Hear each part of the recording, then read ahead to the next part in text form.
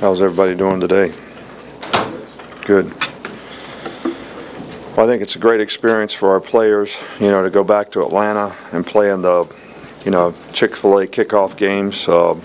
We've enjoyed, these opportunities through the years and playing some great teams and a great sort of competitive venue and atmosphere. So I know our players are certainly looking forward to doing this again. I mean, I think the question you always have when you start the season is, who are we as a team?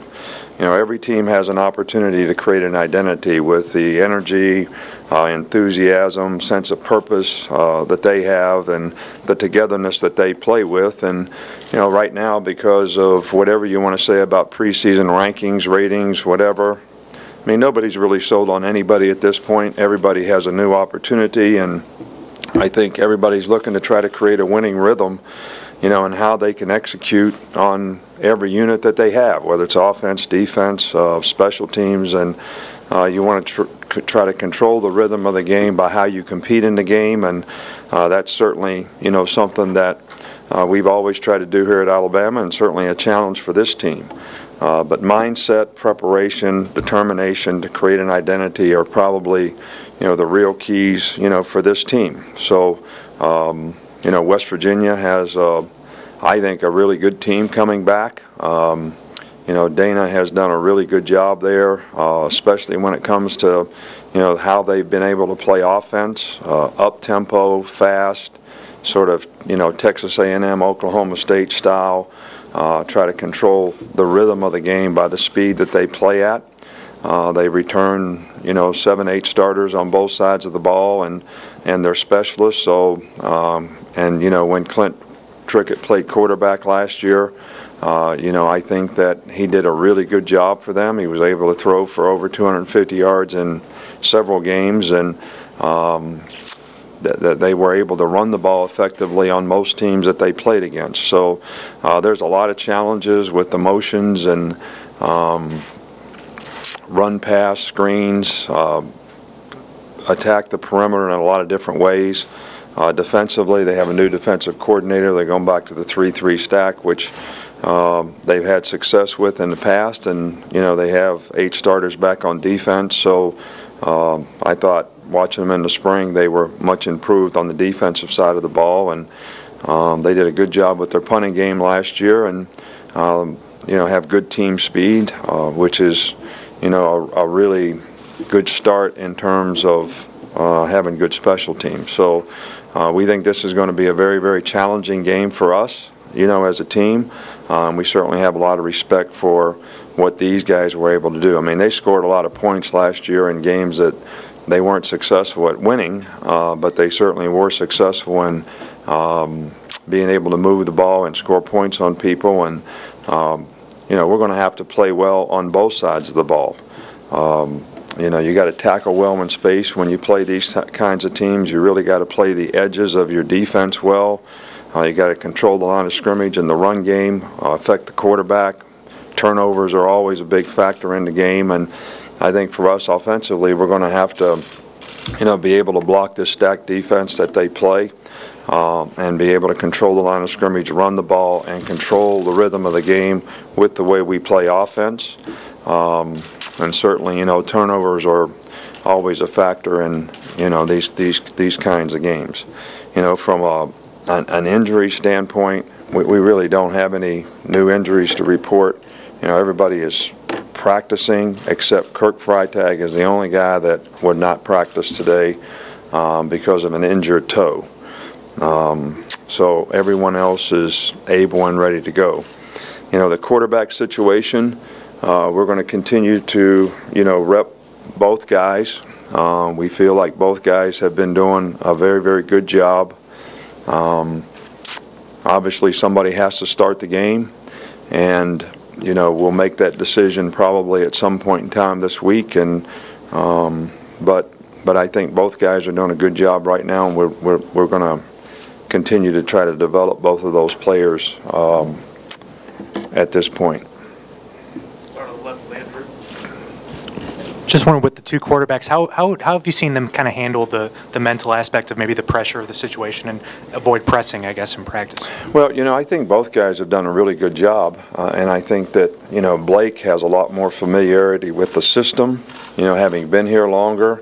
I think he's more comfortable in, doing the things that we do, and has done a really good job. I mean, has played really, really well in this fall camp, has played well in the scrimmages.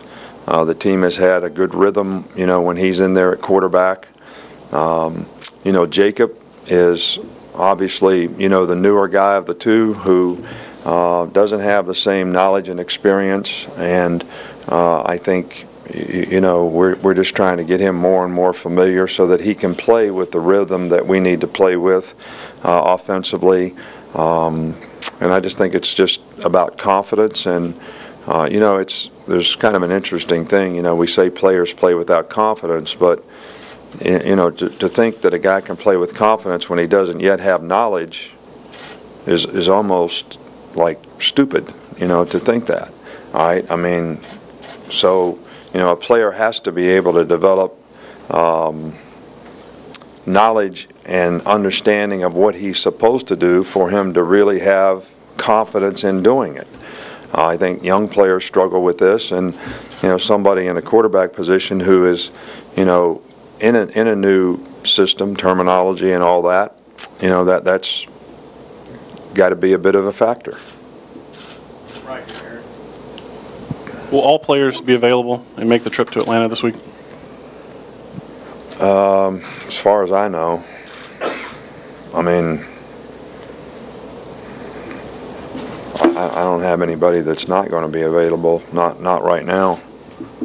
I mean, that doesn't mean they're going to go just because they're available to go, I mean, I think I'm going to go for sure. Miss Terry's going for sure. We got lots of people from West Virginia coming, man. Lots of people. The last time there were two quarterbacks with an or situation going into an opener, you guys traded off between series, 2 series on, 2 series off. Is it going to be similar to that this year, or is it going to be some kind of a different format? Well, we actually played the guys by quarters. It wasn't 2 series on and 2 series off. We don't have any plans to do that at this point in this game, but that doesn't mean that whatever pitcher starts the game is necessarily going to pitch 9 innings. I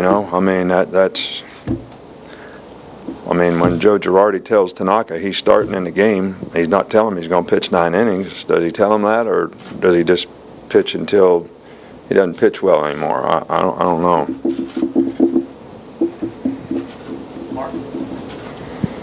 I was just curious, when you were growing up in West Virginia, were you a West Virginia fan, or do you remember like watching them or anything like that on TV? That was the biggest thing in going when I was a kid, man. To go to Mountaineer Field and watch West Virginia play, that was like the highlight of, my year. I mean, I still have great memories of home. I have great memories of the people and the relationships that I have at home, and I've always kind of been a Mountaineer fan.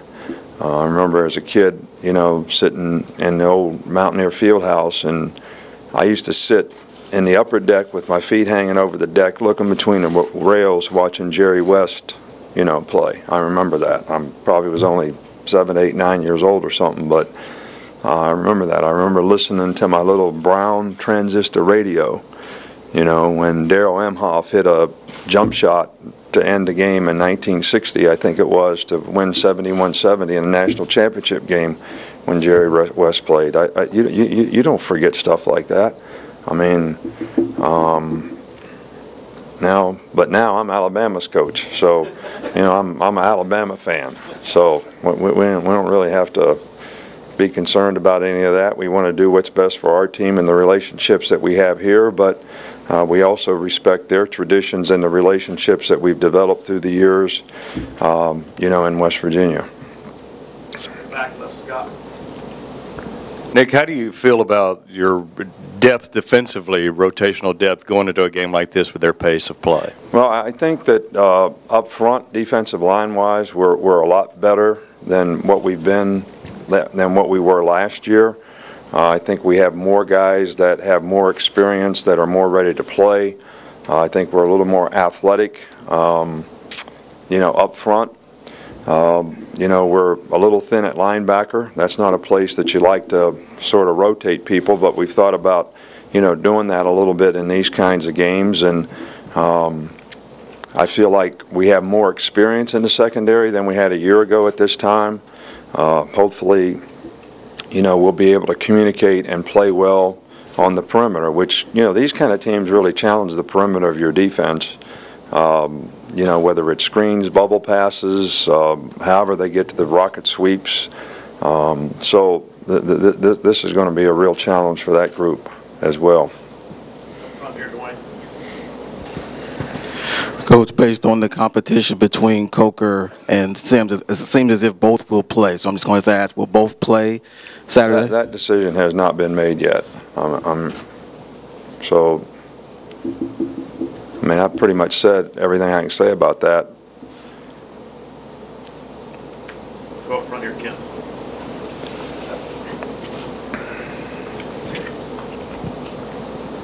I wanted to ask you about Bradley and Cyrus. We've talked that both guys started on offense. Is that an easier transition to make? And what in their skill sets and in their mindsets did you see that you thought they could make that transition? Well, first of all, we really recruited both guys, to play corner. But the way we've always done it with players is if a player has a desire to try to play something, then we always allow him to play that. And in their case, both guys had a tremendous amount of success in high school playing offense, which if I was a high school coach and I had fast, skilled guys like that, I would try to give them the ball too. So they both had an opportunity to play offense, but and it's taken a year for those guys to develop, I think, as defensive players, to gain the knowledge and confidence that we talked about before, to be able to play effectively.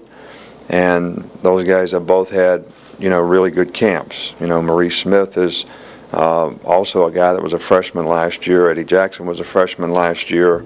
So those guys are all a little better. Then we have two freshmen this year, Marlon and Tony Brown, who have gotten a lot of reps, who are in the developmental stages of being able to contribute at some point in time as well. So Cyrus has really had a good camp and really done really well, and hopefully that'll carry over in the game. Could you talk a little bit about the how the running backs have looked? You've obviously got a good group there of running backs, and kind of is that a little bit of Are you talking about our guys? Yeah. Okay. How they've looked in fall camp, and just kind of how you divvy up those carries. And well, those guys have all done a really, really good job, and they've all had really good camps. And Derrick Henry and TJ probably are more the sort of inside downhill do it all kind of runners, and Kenyon Drake, because of his great speed, can do those things, but is also a really good receiver as well as perimeter runner. And I think that all three of those guys are guys that we definitely want involved in the game, that have playmaking ability, and we're very confident that all three of them can make a significant contribution to our team some kind of way, this year.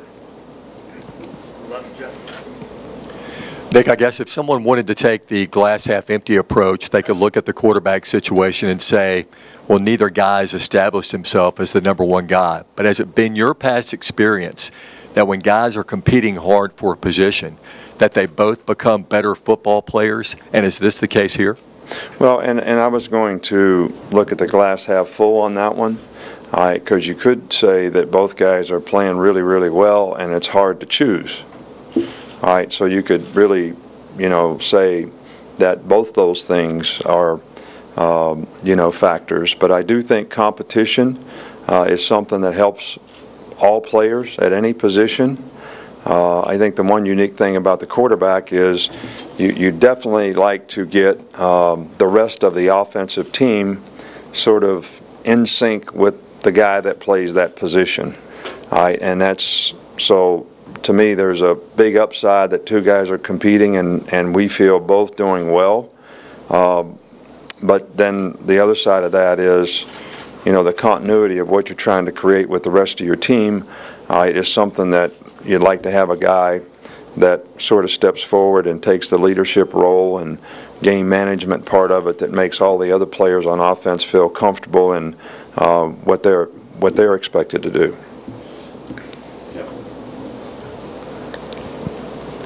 Nick, when you have a new offensive coordinator come in, do you typically get a little more involved in play-to-play discussion, decision-making early in his tenure, or does it stay pretty consistent? No, I think that what I've always tried to do with the offensive side of it is, you know, we've tried to make some changes systematically that would help us improve, you know, maybe some of the multiples that we present offensively in terms of what the defense has to defend.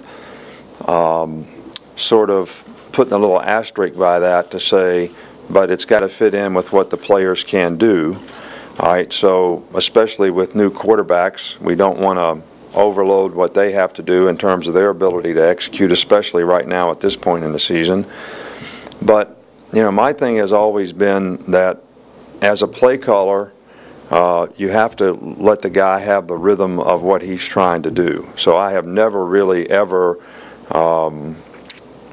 really made a lot of, I'd rather make my suggestions between the series, you know, in other words, not while we have the ball, and maybe say, look, they're doing a lot of this, we thought that they did that, we'd do this, let's make sure we get back to that.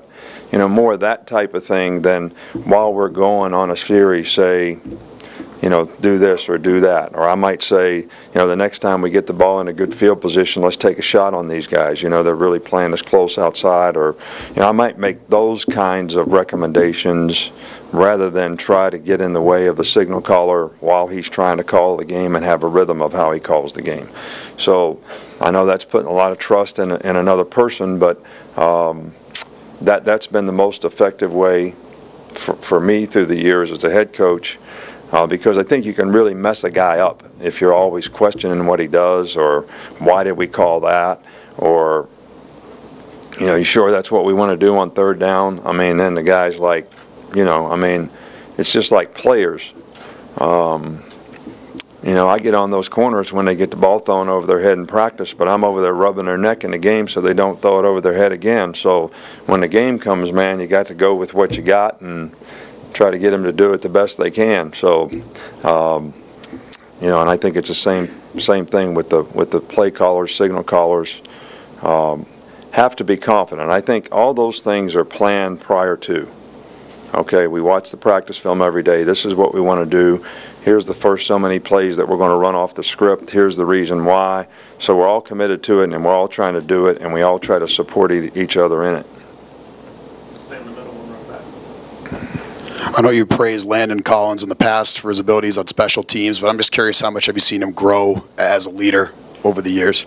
Well, he's been probably, you know, a key guy in a leadership role, you know, defensively, you know, for this team, in terms of how he's embraced that role and done a really good job. I mean, the guy practices hard every day, works hard every day. Team's important to him.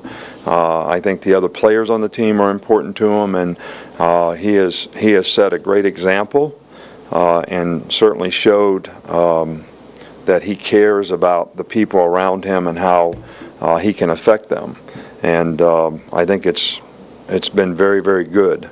How much we're going to be able to play him on special teams, you know, this year, because of his role on defense. Probably try to minimize that to some degree. He'll still play on a couple teams, but he is a fantastic special teams player. I have two. First, on defense with Ashawn at nose tackle, is that a situation where he'll be both at times, and is that reflective of the opponent, somebody who plays faster? Well, you know, that's why it's so hard to put a depth chart up. You know, really with the defensive line situation that we have,